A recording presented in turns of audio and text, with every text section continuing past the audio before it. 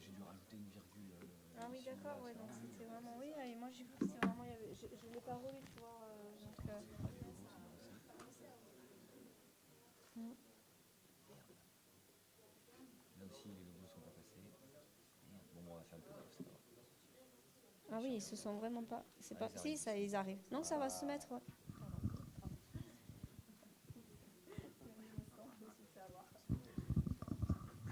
Ok. Tu peux toi faire un petit test, on va voir si on peut passer avec la. Vous voulez prendre place, C'est comment? voilà, où vous voulez,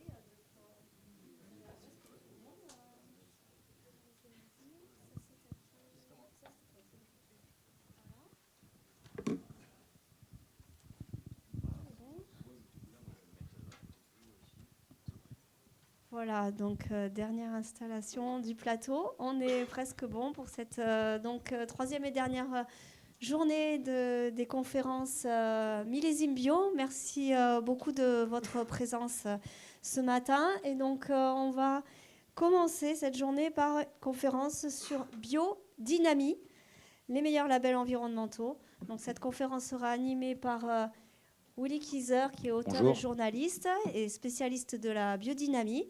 Et donc, je remercie nos invités d'être venus aussi témoigner. Donc, Justine Sorel, donc, du domaine Montirius, donc en biodynamie certifié Biodivin, et Mathieu Bosch du domaine donc Léon Bosch en biodynamie aussi bien sûr certifié Déméter. Et donc Emmanuel Caz, Biodivin, voilà, qui nous Ils vont accompagne se aussi sur présenter. cette Ouais. conférence. Voilà, je vous laisse la parole. Merci beaucoup. Est-ce que peut-être on peut te piquer le micro? Parce qu'un micro à trois. Ouais, mais il y avait la salive, tout ça. On sait jamais. Bon, bonjour tout le monde. Le son est bon, vous m'entendez bien? Ça va? Que je colle pas trop le micro? Alors, déjà merci à toutes et à tous d'être présentes et présents ce matin. C'est quand même un peu compliqué à 10 heures. Première conférence, dernière journée, c'est un peu fatigant. Je remercie d'ailleurs Sudvin Bio, Millésime Bio pour la conférence. Je me présente, je m'appelle Willy Kieser, moi je suis auteur et journaliste indépendant. J'écris notamment pour Der de Vin. Certains ont dû me connaître pour avoir fondé le média nibuniconnu.fr, qui est un média spécialisé dans la découverte d'appellations d'origine contrôlée méconnues ou de terroirs méconnus.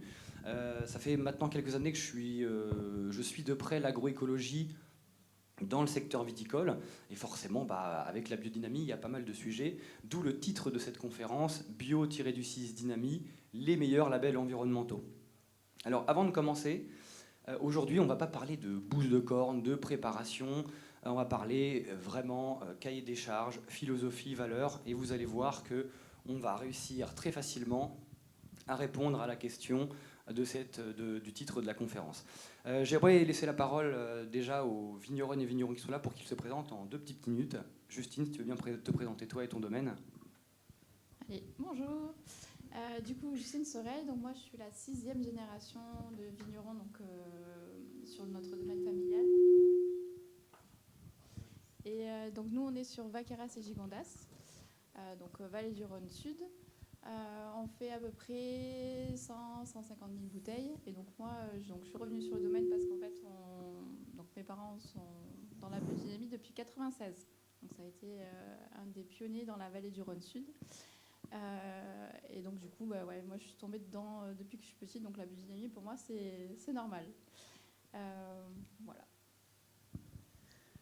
Donc Mathieu Bosch, donc vigneron en Alsace.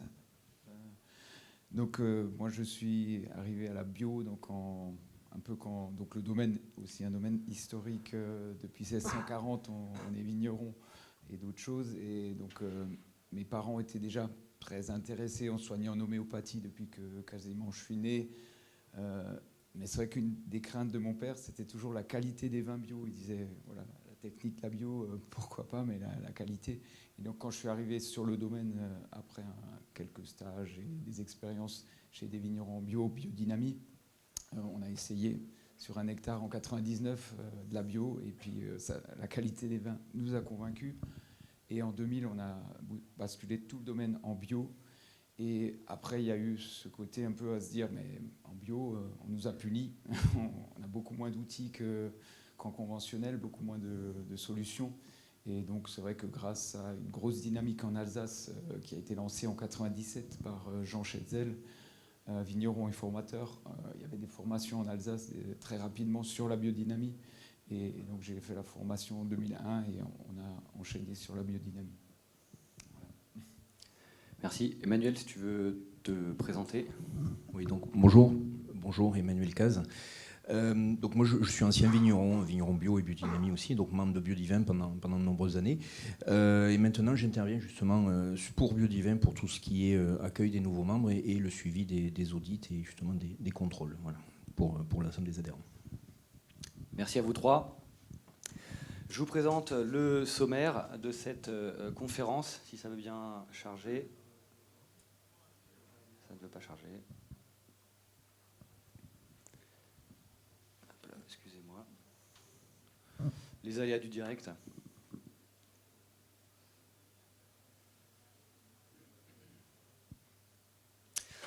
Excusez-moi. On va commencer du coup par refaire un petit laïus finalement sur les 100 ans de la biodynamie, 1924-2024. Bon, pile poil 100 ans, pile poil un siècle. Aujourd'hui à millésime bio en plus. Donc finalement, vous allez voir que la biodynamie, c'est des centaines de femmes et d'hommes qui ont fait la pratique moderne et actuelle. On parlera encore une fois en deuxième partie finalement des deux labels indépendants que sont Déméter et Biodivin, pour finir par comparer ce qui est comparable, c'est-à-dire les labels environnementaux entre eux, justement, donc du conventionnel raisonné jusqu'à la biodynamie. Mais avant de commencer, je vous présente en avant-première le premier guide en fait, des vins 100% biodynamie. C'est vraiment une sortie française, certes, mais le premier livre mondial où il n'y aura que des livres 100% certifiés biodynamie, Biodivin, Déméter ou en cours de certification. On a dégusté avec l'équipe de Franck Thomas, mon équipe Montpellier-Rennes, pendant en fait, des mois et des mois, à contacter tous les vignerons de France et de Navarre, avec l'aide évidemment des deux labels. Voilà, ce livre sort dans 2 semaines.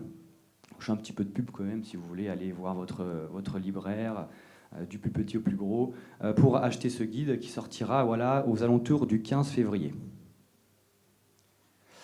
Alors, comme je vous l'ai dit, la biodynamie, une histoire de femmes et d'hommes. On va commencer évidemment forcément par Rudolf Steiner, pour vous dire que ce philosophe autrichien, fondateur de l'anthroposophie, lui a commencé avec ce fameux cours aux agriculteurs en 1924, qui était une série de 8 conférences en Pologne, adressées en fait à des paysannes et des paysans qui commençaient à comprendre, ou en tout cas à voir et observer une dégénérescence dans l'agriculture.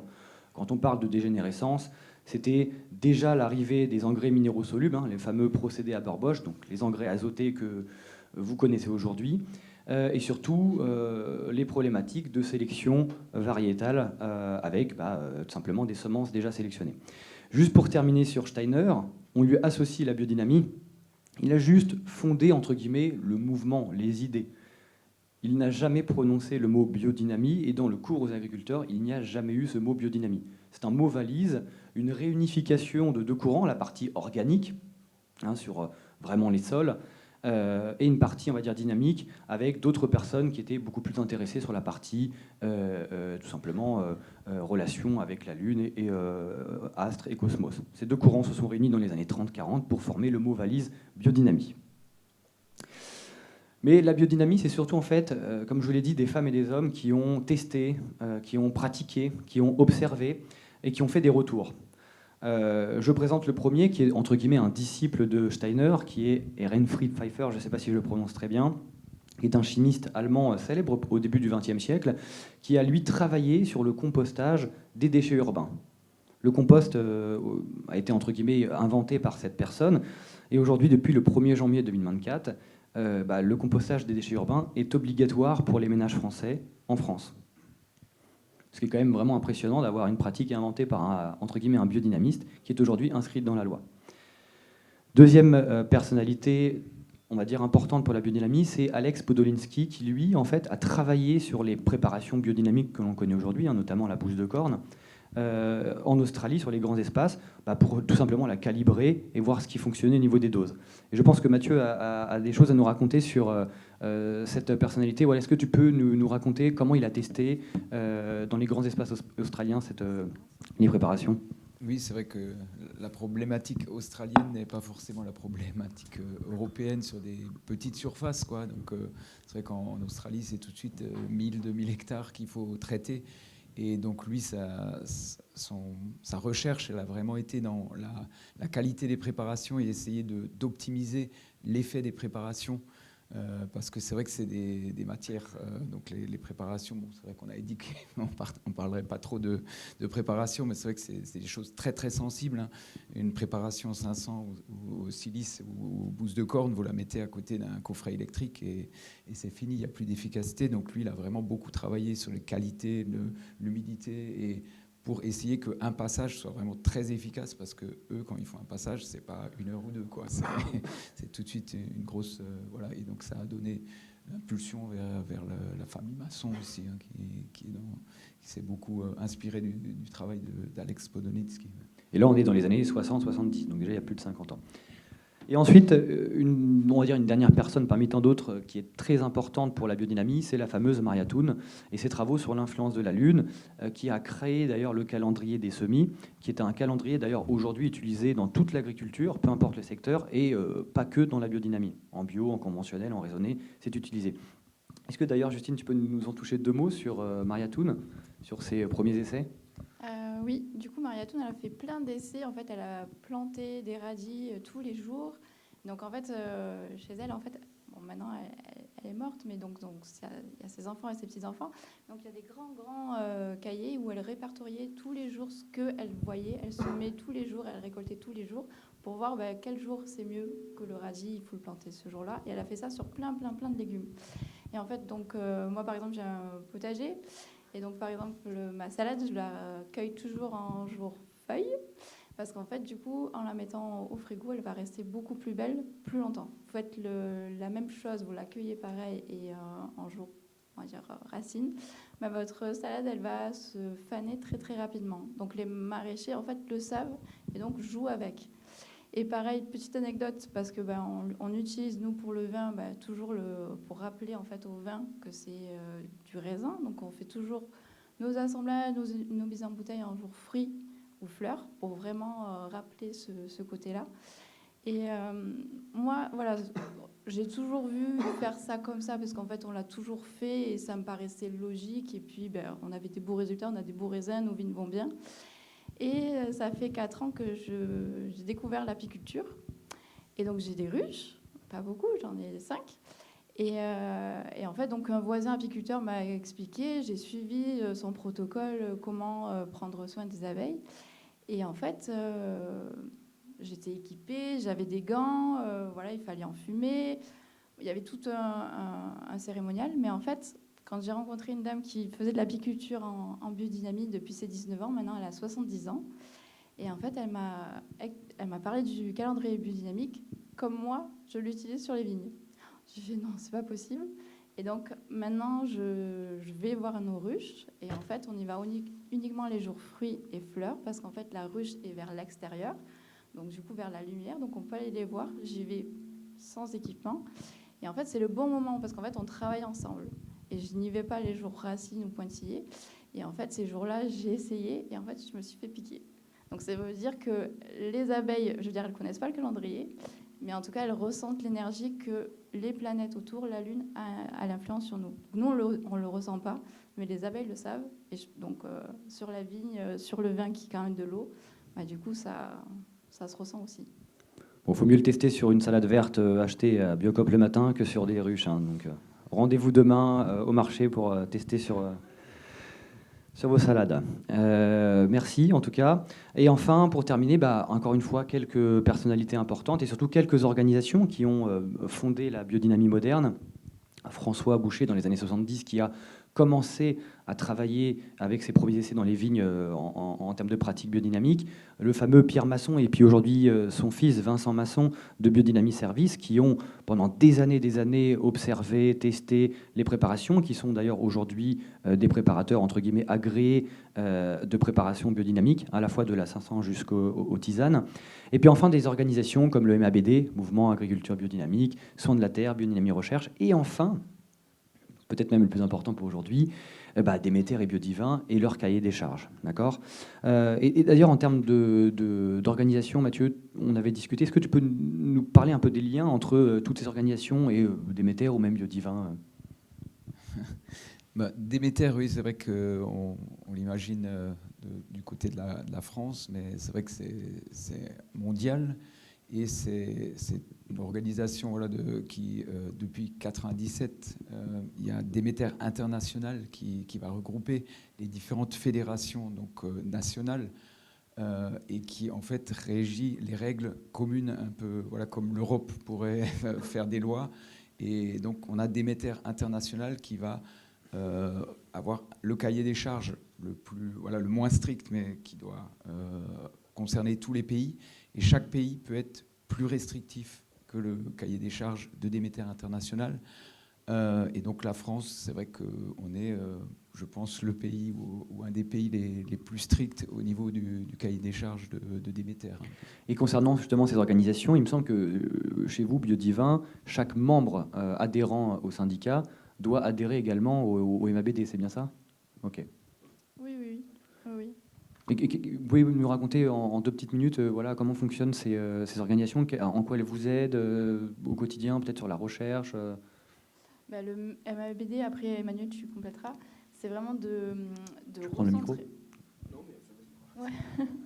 C'est de regrouper en fait toute la biodynamie. Donc on va dire ça nous permet d'avoir une visibilité de si on a des questions ou qu'on soit producteur ou consommateur, qu'on puisse poser ces questions. Donc c'est le MABD qui nous régit tous. Et donc Biodivin soutient le MABD. On achète notre calendrier lunaire par eux. On peut avoir nos préparations aussi biodynamiques par eux. C'est eux qui nous forment aussi. Il y a plein de formations qui est faite par chez eux. Et on va dire que c'est grâce à eux que peut-être la biodynamie est connue aussi. Parce que ils font de la promotion, il y a des affiches, ils sortent des magazines aussi. Et puis toutes les recherches effectuées par, entre guillemets, le monde de la biodynamie sont répertoriées sur Biodynamie Recherche, si j'ai bien compris, c'est ça. Donc disponible au grand public. Biodynamie Recherche est aussi une extension aussi du MABD. Mais le MABD fédère l'ensemble des organismes qui défendent, qui font la promotion, qui accompagnent les producteurs qui sont en biodynamie. Le siège social, je crois, de nos marques respectives, de nos associations sont à Colmar, à la Maison de la Biodynamie. Quand on organise une formation, c'est eux qui sont les hôtes de cette formation.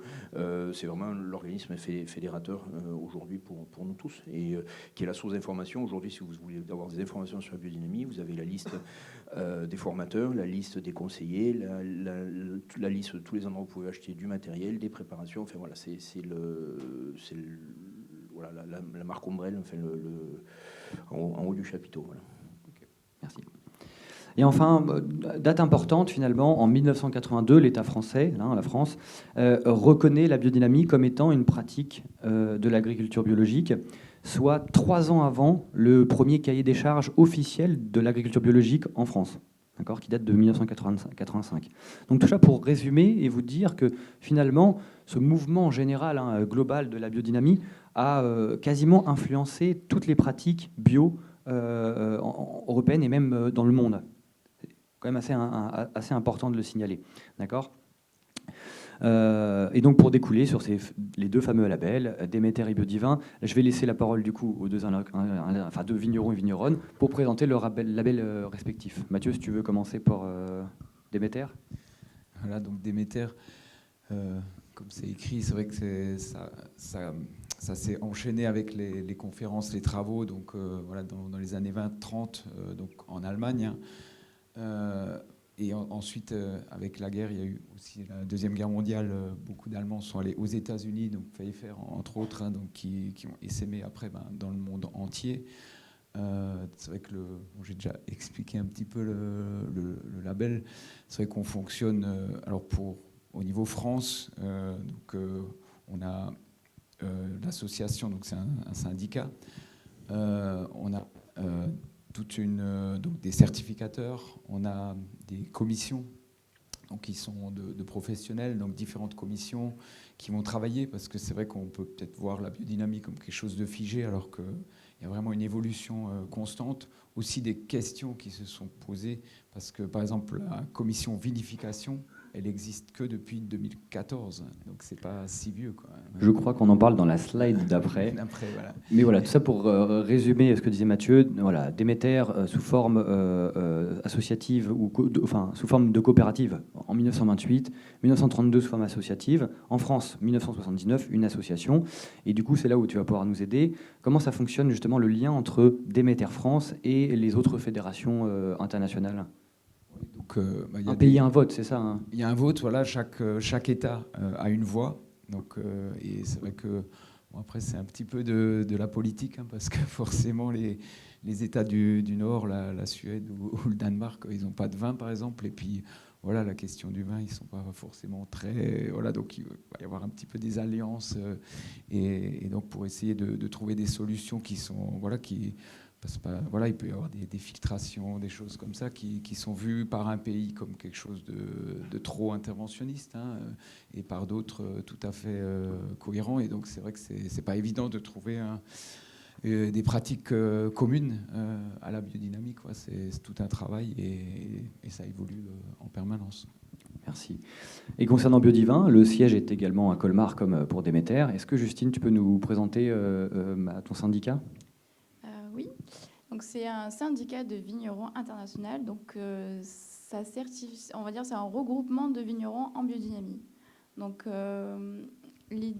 la création de Biodivin, c'était en fait de pouvoir discuter entre vignerons, parce qu'en fait la biodynamie sur plante pérenne, qui est la vigne, parce que vous savez, une vigne, plus elle est vieille, plus elle va en profondeur, plus elle parle de terroir, et donc plus c'est intéressant, et plus on est sur la biodynamie peut du coup s'exprimer. Et donc, c'était l'idée de pouvoir vraiment échanger entre des pratiques, même si on est dans des régions différentes, mais voilà, de recréer une famille et de pouvoir discuter. Parce que, on va dire, la biodynamie en 95, il n'y en avait pas beaucoup.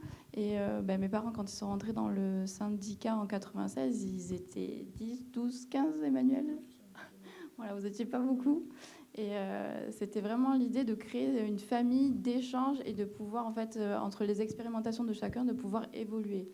Et en même temps, c'était chouette aussi de se faire certifier, parce que c'est bien beau de dire oui, on met des préparations, on met la 500, on met la 501, on met la Mariatoun, mais c'est bien aussi qu'une personne externe vienne vous contrôler et donc vérifier que vous faites bien tout ce qu'il faut et que on certifie aussi aux client, à la personne qui va boire nos vins, qui, s'il voit le logo Biodivin, du coup, il est sûr que on a bien fait de la biodynamie aussi. Donc, c'est bien que ce ne soit pas que les vignerons entre eux qui se contrôlent. Donc ça, c'est EcoCert qui le fait. Donc ça, c'est Emmanuel qui chapeaute tout ça.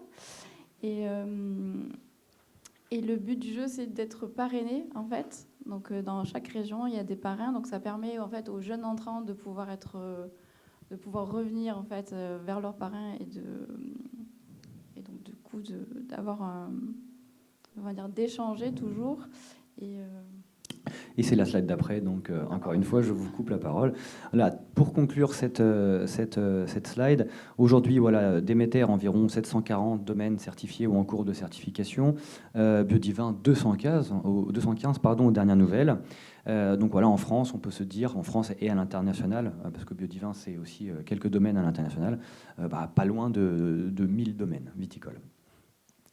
On va rentrer un peu plus dans, entre guillemets, la technique, mais vous allez tous comprendre, soyez tranquilles, sur, on va dire, les conditions d'entrée des domaines sur les deux labels. Donc j'ai nommé ça inscription, audit et contrôle, process, conditions d'entrée et contrôle du label. Mathieu, si tu veux bien présenter finalement ces conditions chez Déméter. Bon, déjà, pour vous dire que pour rentrer chez Déméter ou Biodivin, il faut quand même au minimum être bio. Oui, effectivement, donc prérequis, donc bio, et c'est vrai que après il faut donc ne pas avoir d'autres exploitations, donc il faut être 100% bio, hein, parce que en bio, on peut avoir un atelier en bio, les vignes en bio, et je sais pas, les pommes de terre qui seraient pas en bio sur la même ferme. En biodynamisme, enfin pour Déméter, c'est interdit, voire même on peut pas être gérant d'une entreprise, d'une deuxième entreprise qui ne serait pas en biodynamie. C'est même biodynamie. Donc c'est vraiment un engagement fort. C'est pas juste pour le marketing ou pour tout ça. Donc après, comme c'est noté, on demande une formation qui souvent aussi, ça c'est vraiment le minimum, les 2 jours de formation, mais souvent avec après des accompagnements. Enfin voilà, on lâche pas quelqu'un dans la nature normalement juste après 2 jours de formation. Et donc concrètement, il y a les préparations à apporter. Donc, il y a quand même le cahier des charges, c'est un peu noté, épandre les préparations. Et donc en gros, si après les vendanges, on a fait une 500, donc la préparation bouse de corne, et qu'on en a refait une au printemps, plus les silices, on considère, si on est déjà en bio, que le millésime sera en biodynamie. Voilà, donc l'idée, c'est aussi, il y a déjà la bio, où les vignerons, où les agriculteurs sont un peu dans ce purgatoire, la conversion, qui est aussi logique, mais à un moment aussi de donner un coup de pouce, et pas que les gens soient obligés de pratiquer des années et des années la biodynamie, mais clairement, tout le monde le sait, ça évolue, nos sols évoluent avec les préparations, et c'est pas la première année qu'on arrive tout de suite au résultat maximum, mais voilà, il y a aussi l'idée d'aider un petit peu les vignerons à bénéficier de la marque. Et en termes de contrôle, Déméter certifie, fait elle-même, son organisation les contrôle sur le territoire français. Oui. Comment ça fonctionne ? Donc il y a des contrôleurs qui vont aller dans les fermes, qui vont faire le travail de contrôle, vérifier que les choses ont été faites suivant le cahier des charges. Donc on remplit aussi pour la vinification un grand tableau avec les 21 pratiques possibles en biodynamie, en Déméter, donc qui vont de la machine à vendanger, de la bentonite, des choses de filtration, sulfitage. Et donc on écrit ce qu'on a fait, oui, non, et donc à la fin on arrive à un nombre de pratiques, et derrière donc contrôle à la ferme, et ensuite, donc pas la même personne, un certificateur qui lui au bureau va encore une fois vérifier que tout est cohérent. D'un point de vue plus administratif, comme tu disais. Oui, clairement. Okay. Merci. Et Justine, du coup, pour Biodivin, une méthode, entre guillemets, un process d'entrée légèrement différent que Déméter. Est-ce que tu peux nous raconter ? Alors, oui. Emmanuel, alors. Oui. En fait, il y a un processus qui est un petit peu long. Globalement, il y a un acte de candidature qui va se faire. Il y a un dossier qui est à monter avec un minimum de documents requis, que l'on demande. On demande aussi la validation de notre charte, de nos règlements intérieurs, afin que le plan de travail minimum soit validé, soit accepté. Puis ensuite, on rentre sur tout un processus d'échange, de rencontre. Il y a une visite qui va se faire avec deux membres du syndicat qui vont rencontrer le vigneron chez lui, sur son vignoble. Par la force des choses, ces vignerons vont devenir les fameux parrains qui vont ensuite accompagner, une fois que la personne sera dans le syndicat, la vie de ce nouvel adhérent.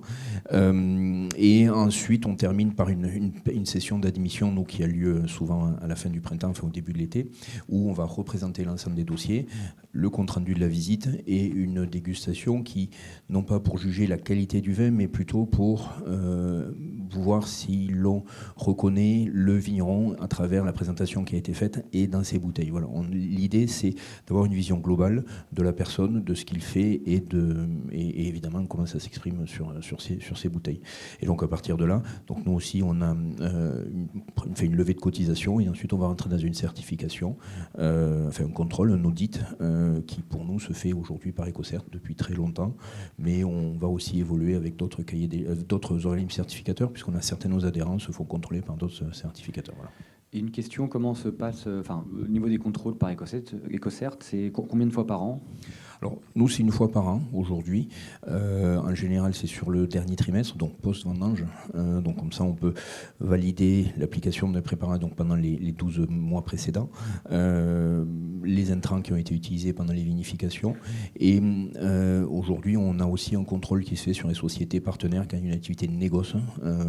On demande à savoir exactement ce qui se passe. Est-ce que c'est un négoce bio? Est-ce qu'il se fait dans le même chai? Est-ce qu'il y a de la prestation? Enfin, on essaye d'analyser, en plus de la certification bio, qui est aussi obligatoire pour cette deuxième société, mais on essaye aussi de comprendre. En fait, on veut arriver à gérer les flux, gérer les risques, éviter qu'il y ait une contamination, et surtout aussi la gestion de l'image, c'est-à-dire que le logo Biodivin est important pour beaucoup de vignerons, et on veut s'assurer qu'on ne pas installer une certaine confusion entre ce qui est issu du vignoble contrôlé et certifié et ce qui est issu de l'achat. Voilà.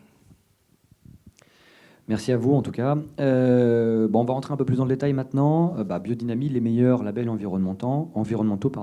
Pourquoi et comment? Donc on va parler forcément des autres labels. On va rentrer légèrement dans le cahier des charges des deux labels ici présents. Et pour enfin parler des bénéfices. Alors c'est un peu bateau ce que j'ai fait. On va encore remettre les fameux logos de chaque organisation qui est sur le marché. Mais cette première slide pour vous montrer finalement qu'il y a quand même une frontière nette qui est quasiment imperméable entre les labels environnementaux qui certifient une pratique raisonnée. Je rappelle que le raisonné, c'est une pratique conventionnelle puisque tous les produits de synthèse, que ce soit des pesticides ou des engrais, sont encore autorisés, et les CMR inclus, cancérigènes, mutagènes, reprotoxiques. D'accord ? Donc, quand vous passez au bio, et de fait en biodynamie, vous avez une frontière nette, c'est que tous ces produits sont interdits. Ils sont bannis dans les cahiers des charges. On n'a pas le droit de les utiliser. D'accord ? Donc, engrais chimiques, azotés, fongicides, glyphosate, tout ça, c'est banni. Et la biodynamie, comme c'est une pratique de l'agriculture biologique, interdit de fait ces produits. Donc là, c'est la première frontière pour les comparer. Ensuite, on va rentrer, encore une fois, dans, entre guillemets, la vinification, le nombre d'additifs et les doses maximales de sulfite, juste pour un vin rouge.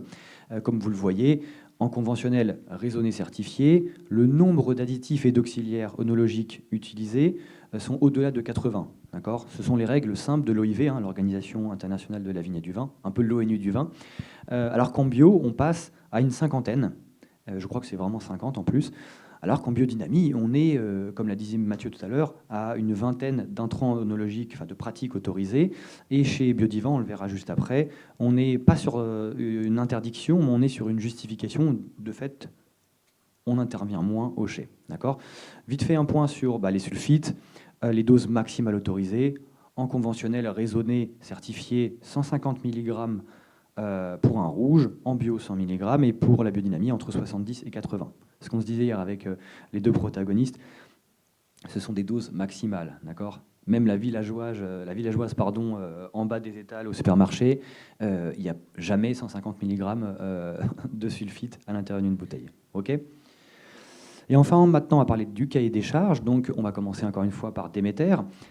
Donc, Déméter est un label global pour l'ensemble de l'agriculture, un cahier des charges vraiment strict de 180 pages, complet aux exigences fortes. Est-ce que tu peux nous, en 2 minutes, nous raconter ce cahier des charges qui va de la responsabilité écologique jusqu'à l'interdiction du fret aérien pour les matières premières ? Oui, comme je disais avant, c'est vrai que c'est quelque chose d'évolutif et qui n'est pas si vieux que ça. Déméter International, 97, donc on est sur une bonne vingtaine d'années. Et quelque chose qui, en fait, au fur et à mesure des questions, comme je disais avant, la vinification, avant il n'y avait pas de vinification européenne, avant 2010 je crois. Donc c'est vrai que non plus pas en biodynamie, il n'y avait pas de cahier des charges pour la vinification. Donc tout ça évolue constamment, essaye de se rapprocher. Et c'est vrai qu'il y a souvent un maître mot, en fait, quand on doit prendre des décisions chez Déméter. C'est vrai que j'ai été une dizaine d'années au conseil d'administration et je suis encore très actif. C'est pour ça qu'on m'a demandé de venir. Et souvent, c'est de se dire, tiens, ce qu'on fait là, ce qu'on nous demande, est-ce qu'on est dans l'esprit Déméter, quoi. C'est un petit peu cette question qui revient régulièrement. Et donc, c'est vrai que, par exemple, si on fait des bananes Déméter, est-ce que des gens qui sont presque esclaves, est-ce que, même si on met les préparats, si le sol est très bien entretenu, est-ce que si humainement, on n'a pas de rapport social équitable, est-ce qu'on peut dire qu'on est dans l'esprit Déméter ? Ben non. Et donc, il y a une charte sociale qui existe maintenant depuis quelques années. Alors, c'est vrai que on a un SPIC en France, c'est peut-être un peu moins, mais c'est un label international, et il faut essayer que tout ce qui regroupe le label aille dans cet esprit. Et puis après, je sais plus ce qu'on a. Par exemple, la gestion de la biodiversité. Oui, donc il y a 10% de biodiversité. Donc c'est vrai que c'est aussi des choses qui sont pour l'instant pas encore vraiment strictement contrôlées, mais on tend. Après, il y a des pays, par exemple, comme l'Italie, qui poussent, par exemple, pour avoir des animaux systématiquement dans toutes les fermes, parce que c'est un des fondements de la biodynamie. Alors après, concrètement, c'est clair que pour des vignerons qui se retrouvent souvent dans des régions, il y a des régions où on a de la place, on peut avoir des animaux à côté, et puis régions très viticoles où c'est beaucoup plus compliqué. Donc on essaie de s'adapter, mais c'est vrai qu'il y a des tendances, il y a des mouvements dans ces cahiers des charges et dans ces demandes. Pour conclure sur Déméter, excusez-moi pour le son, l'intégration de la biodiversité, qui est pas forcément contrôlée de façon très stricte encore aujourd'hui, oui, mais 10% de la surface d'un domaine viticole ou même agricole, on doit mettre en place un programme d'intégration de biodiversité. Ça peut être couverts végétaux, intégration de nichoirs à oiseaux, plantation de haies, et puis enfin, effectivement, plein de bon sens dans ce cahier des charges. Moi j'aime bien parler du fret aérien, comme j'aime pas l'avion et qu'en plus de ça pollue, de dire que pour transporter de la matière première d'un endroit A à un B, la biodynamie avec Déméter interdit justement le fret aérien. Donc plein de bon sens dans ce cahier des charges qui fait qu'on arrive à quelque chose aujourd'hui d'extrêmement strict et exigeant, et de fait pour faire de ce label quelque chose à la fois finalement bien pour la vigne, les sols, mais en même temps bien pour tout ce qui entoure le domaine. Okay, on va parler maintenant de Biodivin. C'est vrai que Biodivin, vous ne cultivez pas des carottes et des poireaux, mais en tout cas, pour tout ce qui est vinification et vin, ça travaille plutôt pas mal, non ? Oui. Donc, comme on n'est que sur de la vigne, donc nous, c'est vraiment les préparations biodynamiques qui sont importantes, de faire bien les 3 préparations, 500, 501 et Mariatoun. Et bien sûr, de respecter son environnement. En fait, l'idée, on est des paysans. Donc, du coup, pour nous, c'est logique de faire attention à tout ce qui est autour. Donc, c'est vrai qu'il n'y a pas un cahier des charges strict. C'est vraiment... on est sur des appellations qui sont toutes différentes aussi. Donc, on a il fait chaud dans le sud, il pleut beaucoup dans le nord. C'est comment faire en sorte que tout le monde... on va dire, moi, je suis sur Vaqueras, par exemple, il me faut du grenache à 60%, mais à Bandol, eux, ils ont du Mourvèdre, mais c'est des vinifications de 18 mois en barrique. Donc on peut pas on va dire, l'idée c'était d'avoir tout est possible. Le but du jeu, c'est de faire du vin qu'avec du raisin, avec un tout petit peu de soufre. Mais voilà, le but du jeu, c'est ça. C'est pour ça qu'il y a un partenariat avec le parrain qui va vraiment aider, parce qu'en fait, je pense qu'avec Emmanuel, il est d'accord, mais que les vieux biodynamistes de Biodivin, en fait, quand le contrôle est fait, en fait, il n'y a aucun ajout dans les vins. En fait, le Biodivin est ouvert en fait aux nouveaux entrants qui du coup ont peut-être des peurs, et donc du coup ils ont peut-être aussi historiquement ça a toujours été fait comme ça, et du coup c'est de les accompagner pour pouvoir avancer et petit à petit cheminer ensemble pour pouvoir avoir un vin le plus pur possible en fait. C'est ça le but du jeu. Donc en résumé, Biodivin s'appuie sur le cahier des charges de l'agriculture biologique, et dans son propre cahier des charges, c'est des phrases entre guillemets assez ouvertes, c'est qu'on n'interdit rien, mais on doit tout justifier, toujours dans l'objectif d'aller vers le moins d'intervention possible pour être ensuite comme les anciens, comme tu l'as dit, et faire des vins presque purs, voire même sans sulfite, ce qui peut arriver. C'est idéal, si on peut. En fonction des acidités, c'est possible ou pas. Et enfin, cas pratique avec 2 exemples ou 3 concrets finalement pour montrer la qualité des cahiers des charges des 2 labels ici présents. Au niveau des vendanges, on va parler des vendanges. Vous savez, elles peuvent être manuelles ou mécaniques. Certains domaines viticoles peuvent évidemment prendre les 2. 80% de manuel, l'autre 20% de mécanique, peu importe. Mais on doit, encore une fois, voir que chez Déméter, cette pratique est interdite, hein, la vendange mécanique est interdite, néanmoins tolérée justement sous dérogation pour quelles conditions justement? C'est vrai que le cahier des charges a évolué maintenant, et c'est vrai qu'avant on était sur de la tolérance. Aujourd'hui, c'est une pratique qui est acceptée. Alors bien sûr, la première phrase, je crois qu'on est très proche avec Biodivin, c'est que l'idéal est de faire du vin uniquement avec du raisin et sans rien d'autre. Forcément, c'est difficile pour différentes raisons. Et donc au niveau de la commission vinification, on a travaillé et donc on s'est rendu compte qu'au final, il y a des régions où on va plutôt axer sur tout ce qui est, ou des vignerons, plutôt des choses physiques. Ça peut être la vendange mécanique, la filtration, voilà. Donc dans les 21, on a listé 21 possibilités interventions, donc qu'on peut faire sur un vin Déméter, quoi. Et c'est vrai qu'après, voilà, il y a des régions où on va plutôt chaptaliser ou mettre peut-être du charbon pour décolorer un vin. Et c'est vrai qu'après, qu'est-ce qui est grave ou pas grave dans un vin Déméter? C'est peut-être pas forcément, est-ce qu'on peut juger qu'un vigneron va utiliser la machine à vendanger et au final rien faire d'autre? Est-ce que c'est plus grave que celui qui va chaptaliser? Est-ce que, voilà. Et donc ça, on a dit, ben non, c'est pas à la commission, au cahier des charges de déterminer, parce que sinon on se retrouve avec plus personne. Et par contre, l'idée, c'est de dire, plus on en accumule des interventions sur le vin, et plus on va s'éloigner de Déméter. Et donc ce qu'on a dit, c'est qu'on va limiter à 5 interventions sur un vin. Donc c'est clair que quelqu'un qui choisit la vendange mécanique, il aura déjà une intervention. Et donc actuellement, voilà, on a un retour sur ces pratiques. Et au sein de Déméter, donc en général, on est sur 2, 3 interventions. C'est vraiment 1, 2, 3 interventions. C'est vraiment les 2 tiers, 3 quarts des vins sont très peu. Et quelles sont les interventions les plus répandues, entre guillemets? Oui, donc la première, c'est le soufre. C'est vrai que c'est... Qui compte comme une intervention. Comme une intervention, voilà. Alors, voilà. Oui, c'est vraiment 21. On peut se dire, ça fait beaucoup, mais rien que sulfiter. Donc sulfitage, filtration, c'est les deux plus importants. Ensuite, il y a la bentonite. Et puis ensuite, on se retrouve avec la machine à vendanger qui représente à peu près 30% des cuvées chez Déméter. Voilà. Et après, le reste, ça devient vraiment très anecdotique, quelques cuvées. Mais vraiment, ça, c'est le gros. Voilà. On s'est rendu compte que vraiment, les vignerons, sans avoir l'obligation, avant qu'on mette cette règle, pratiquaient étaient déjà largement dans les clous, quoi. Mais là, ça nous permet aussi de montrer voilà, l'esprit qui règne. Voilà. Ouais. Merci Mathieu. Et du coup, pour Biodivin, est-ce que vous avez des anecdotes à nous raconter sur ce fonctionnement aussi au niveau des intrants oenologiques?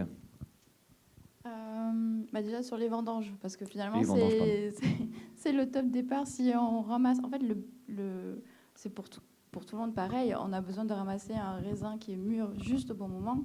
Et donc s'il faut vendanger parce que demain il pleut, je pense que la machine est toute vue, parce que si vous ramassez des raisins voilà, passés, vous n'allez pas faire du bon vin. Ce qui est important en fait, c'est le résultat. Après, on le justifie entre-temps en disant on a fait ça parce que il s'est passé, il a plu, ou par exemple le levurage c'est autorisé, mais le truc c'est d'en discuter, parce que pourquoi on levure, c'est parce qu'on a peur que nos fermentations s'arrêtent. En fait, c'est toujours arriver à discuter pour trouver la meilleure solution. Parce que finalement, ce qui est intéressant, c'est quand même que dans la bouteille, vous ayez un beau vin qui soit vivant. Et après,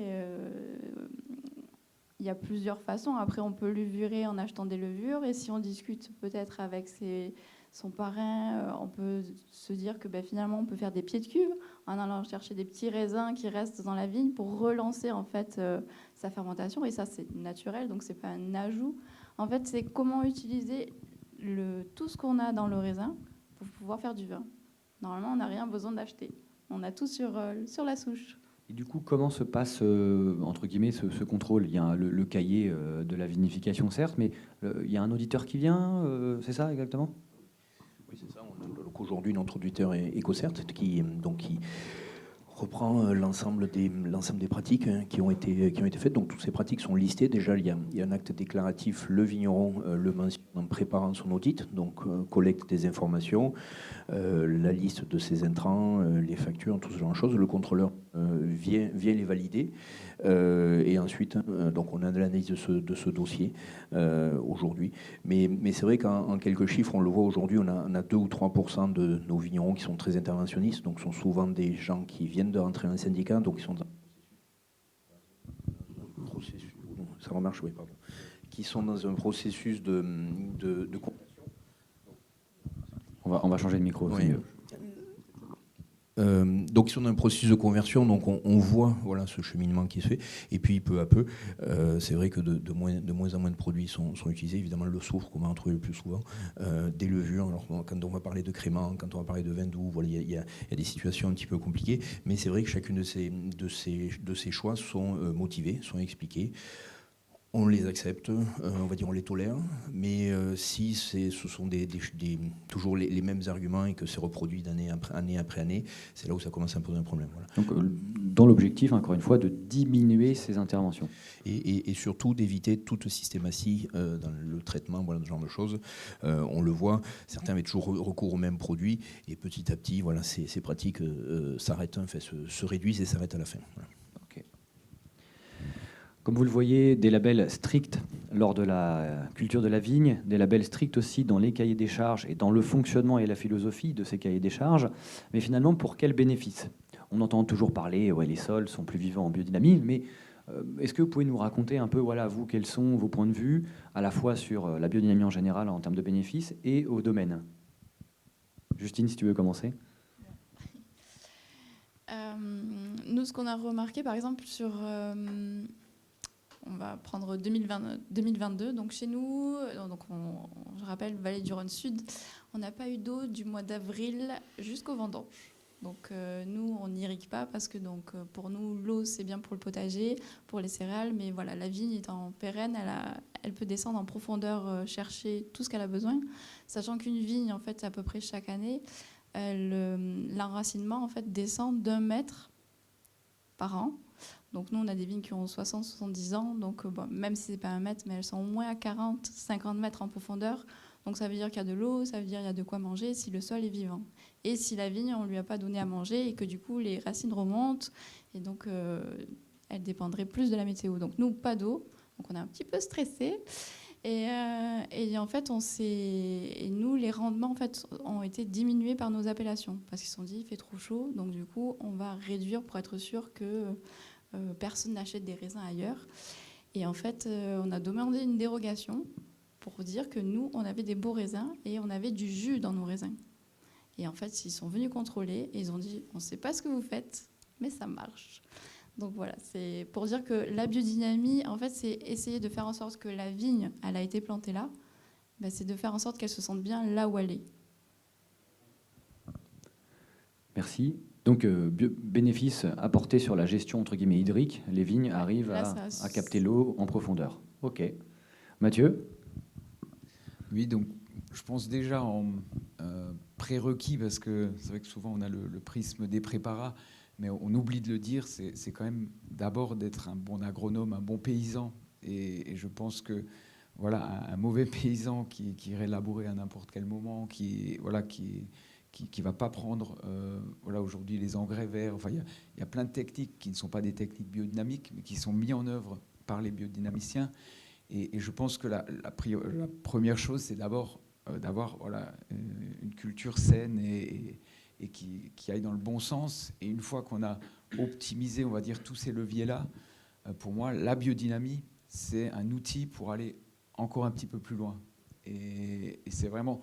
Voilà, moi, je me dis, il faut quand même toujours relativiser. C'est que voilà, si on fait vraiment n'importe quoi, c'est pas parce que vous allez mettre des préparats que vous allez faire quelque chose de magnifique.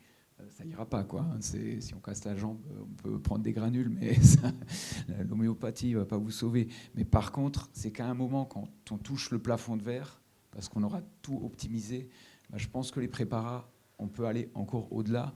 Et c'est vrai que pour des expériences, on en a aussi vécu. La première, c'était en 97, on avait fait un compost.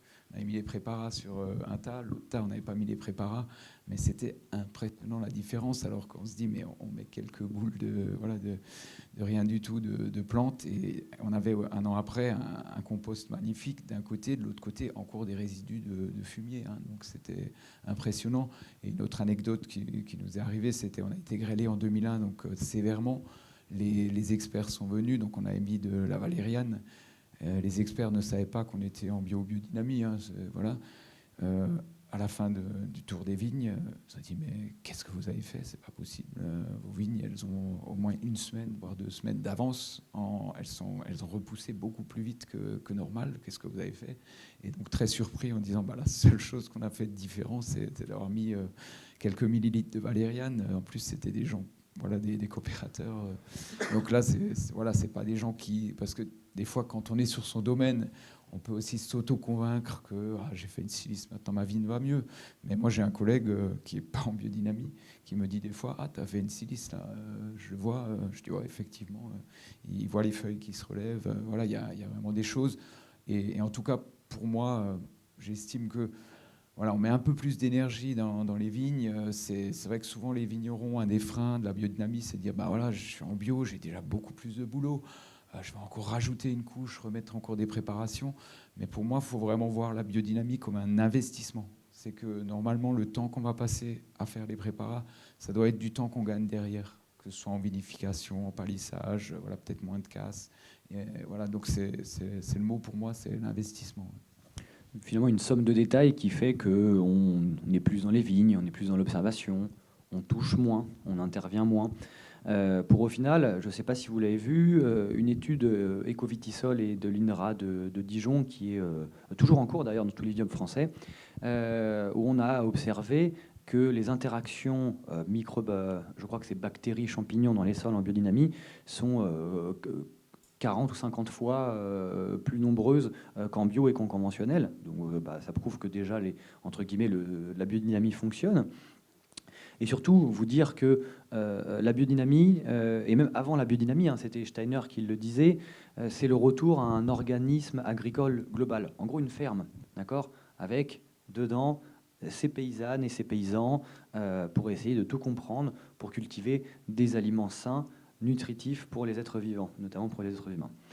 Cette conférence touche à sa fin. Peut-être avant de vous laisser partir déguster les nombreux vins sur ce salon, est-ce qu'il y a des questions?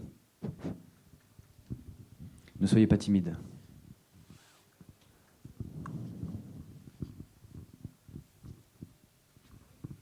Oui, bonjour. J'ai une petite question concernant les éventuelles exclusions des membres de vos syndicats respectifs. Comment ça se passe? Allez-y. On déclare, voilà, alors c'est un long processus, voilà, quand on déclare, voilà, des non-conformités, donc il y a une notification, il y a une demande d'éclaircissement, on lève la non-conformité ou on la confirme, et ensuite donc on a aussi une commission donc d'agrément qui prononce une sanction ou pas, donc qui peut être la suspension d'un certificat pour un millésime, voilà, qui peut s'appliquer pour un adhérent, mais aussi cette année on a notifié 3 adhérents donc à qui on a suspendu l'adhésion complètement, et donc ce sont des gens qui nous ont quittés. Oui, nous, c'est une première. Hein. Voilà, c'est la première fois qu'on a fait ça, mais c'est vrai que c'est un processus qui est normal. On a tout un système dérogatoire, comme je l'expliquais. C'est pas une décision qui se fait de suite. C'est après 2-3 années de non-conformité constatée, pas d'évolution, pas de réponse. Voilà, on finit par prononcer une exclusion. Oui.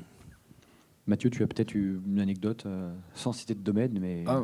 Je ne sais plus maintenant, mais en tout cas, chez Déméter, un peu dans le même esprit, il y a le comité de certification, enfin pour des exclusions qui seraient liées au cahier des charges, enfin voilà, des manquements, qui agit avec énormément de bienveillance. On va dire que voilà, il n'y a jamais une exclusion directe, il y a toujours des avertissements, souvent aussi avec, voilà, quand... Par exemple, ça peut être un domaine qui n'a pas réussi à se convertir complètement. Voilà, comme je parlais des ateliers, qui peut avoir un atelier qui n'est pas converti à la biodynamie. C'est souvent ce genre de cas de figure qui coince. Et donc là, c'est souvent un échéancier, c'est de discuter avec la personne, de voir comment il envisage la chose.